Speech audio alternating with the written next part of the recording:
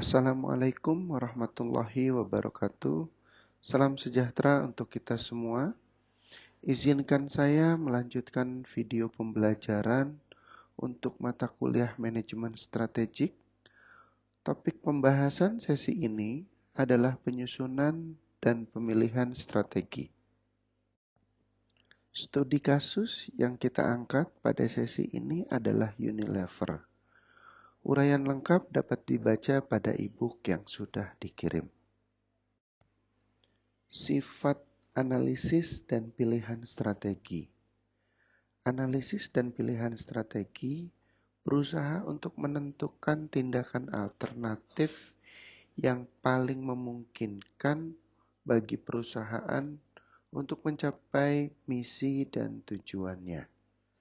Strategi, tujuan, visi, misi dengan kondisi perusahaan saat ini ditambah dengan informasi atas audit eksternal dan internal, memberikan dasar untuk menghasilkan dan mengevaluasi strategi alternatif yang layak. Pendekatan sistematis ini adalah cara yang terbaik untuk menghindari krisis.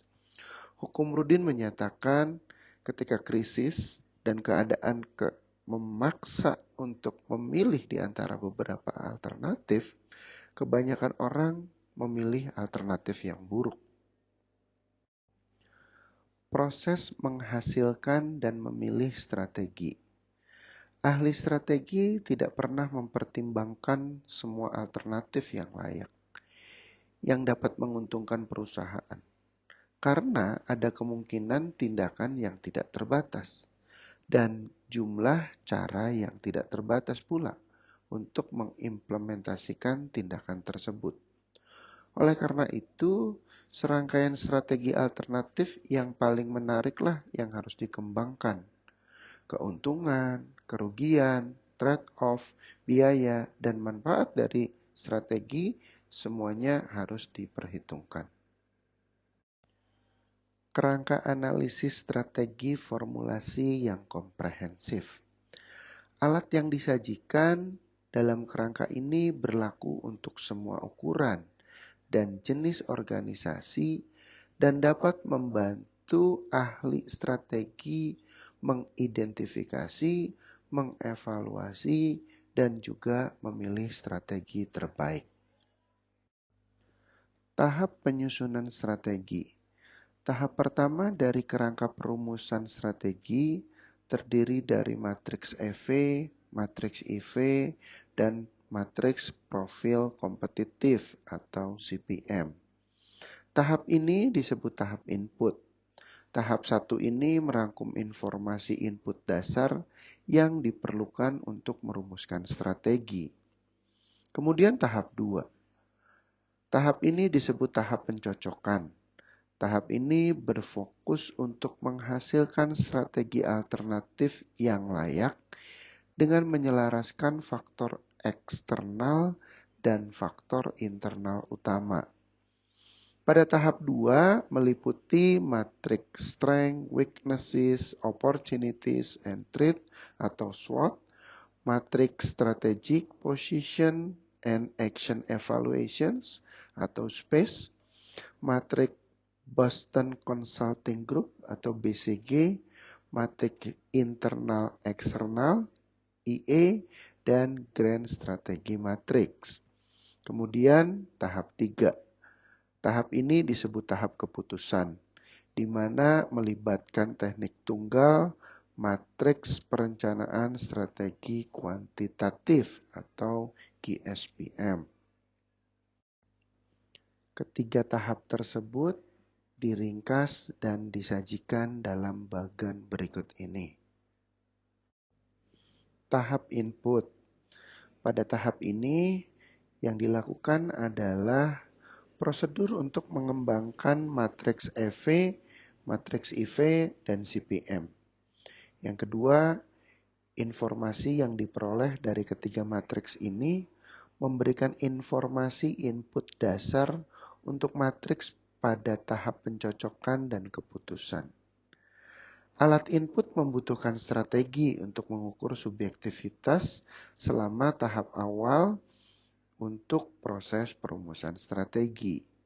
Kemudian membuat keputusan kecil dalam matriks input mengenai kepentingan relatif dari faktor eksternal dan internal, memungkinkan strategi untuk lebih efektif menghasilkan dan mengevaluasi strategi alternatif. Lalu yang terakhir, penilaian intuitif yang baik selalu diperlukan dalam menentukan bobot dan peringkat yang tepat. Tahap pencocokan. Tahap pencocokan dari kerangka perumusan strategi terdiri dari 5 teknik yang umumnya digunakan. Dan ini tidak dilakukan secara berurutan, jadi urutannya bisa bebas. Yang pertama terdiri dari SWOT matrix, space matrix, BCG matrix, IE matrix, dan grand strategy matrix.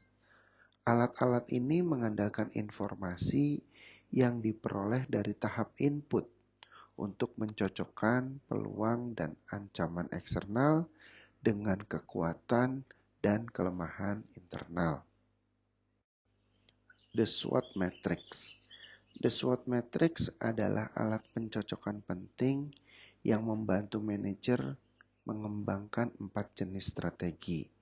Di antaranya strategi SO, strength opportunity atau kekuatan peluang. Strategi WO, kelemahan peluang. Strategi ST, kekuatan ancaman. Dan strategi WT, kelemahan ancaman. Kemudian mencocokkan faktor eksternal dan internal utama adalah bagian tersulit dalam mengembangkan matriks SWOT dan membutuhkan penilaian yang baik, walau kenyataannya tidak ada satupun pencocokan yang terbaik. 4 pilihan strategi dalam SWOT matrix. Pertama, strategi SO, yaitu menggunakan kekuatan internal perusahaan untuk memanfaatkan peluang eksternal. Yang kedua, strategi WO, bertujuan untuk memperbaiki kelemahan internal dengan memanfaatkan peluang eksternal. Yang ketiga, strategi ST, yaitu menggunakan kekuatan perusahaan untuk menghindari atau mengurangi dampak ancaman eksternal. Yang terakhir, strategi WT adalah taktik defensif yang diarahkan untuk mengurangi kelemahan internal dan menghindari ancaman eksternal. Ada 8 langkah yang harus dilaksanakan dalam membangun matriks TOWS. Pertama, buat daftar peluang eksternal utama perusahaan. Kedua, buat daftar ancaman eksternal utama perusahaan. Ketiga, buat daftar kekuatan internal utama perusahaan. Keempat, buat daftar kelemahan internal utama perusahaan. Kemudian cocokkan kekuatan internal dengan peluang eksternal dan catat strategi SO yang dihasilkan dalam sel yang sesuai. Keenam, cocokkan kelemahan internal dengan peluang eksternal dan catat strategi WO yang dihasilkan. 7. Cocokkan kekuatan internal dengan ancaman eksternal, catat strategi ST yang dihasilkan. Dan terakhir, mencocokkan kelemahan internal dengan ancaman eksternal dan mencatat strategi WT yang dihasilkan.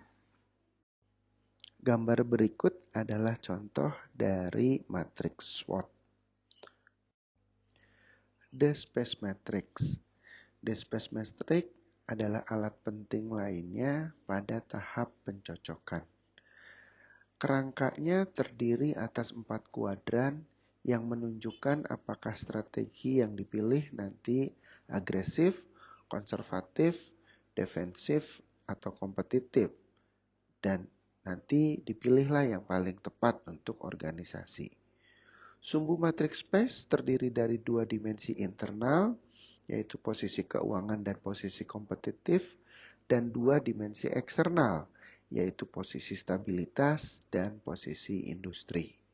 Keempat faktor ini mungkin merupakan penentu paling penting dari posisi strategis keseluruhan organisasi. Gambar berikut adalah contoh dari kerangka space matrix. Langkah-langkah yang diperlukan untuk mengembangkan space matrix adalah sebagai berikut. Pertama, pilih satu variabel untuk menentukan posisi keuangan, posisi kompetitif, posisi stabilitas, dan posisi industri. Kedua, tetapkan nilai numerik mulai dari +1 untuk yang terburuk hingga +7 untuk yang terbaik untuk setiap variabel yang membentuk dimensi posisi keuangan dan posisi industri. Kemudian tetapkan nilai numerik mulai -1 yang terbaik hingga -7 yang terburuk untuk masing-masing variabel yang membentuk posisi stabilitas dan posisi kompetitif. Pada sumbu FP dan CP, buat perbandingan dengan pesaing. Pada sumbu IP dan sumbu SP, buat perbandingan dengan industri lain. Hitung skor rata-rata untuk FP, CP, IP, dan SP dengan menjumlahkan nilai yang diberikan pada variabel dari setiap dimensi dan kemudian membaginya dengan jumlah variabel yang termasuk di dalam dimensi masing-masing. Yang keempat, plot skor rata-rata untuk FP, IP, SP, dan CP pada sumbu yang sesuai dengan matriks space.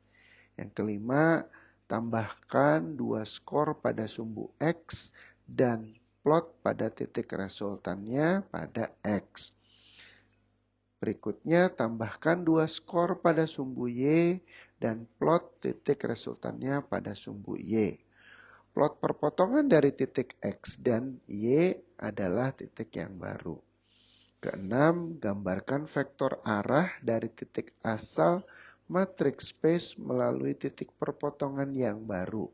Vektor ini mengungkapkan jenis strategi yang direkomendasikan untuk organisasi, yaitu apakah agresif, kompetitif, defensif, atau konservatif. Gambar berikut adalah jenis strategi yang direkomendasikan untuk organisasi.